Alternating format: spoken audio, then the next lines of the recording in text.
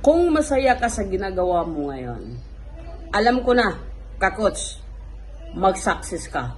Dahil kung mahal mo ang isang bagay, kung mahal mo ang iyong trabaho, kung mahal mo ang iyong negosyo, alam kong ipaglalaban mo yan. Hindi mo yan iiwan. Katulad lang yan sa love life. Katulad lang yan sa mag-asawa. Pag ang mag-asawa hindi na nagmamahalan, siguradong hiwalayan papuntahan. Kung ang girlfriend mo, kung ang boyfriend mo ay hindi na mahal, siguradong hindi mo na yan paglalaban.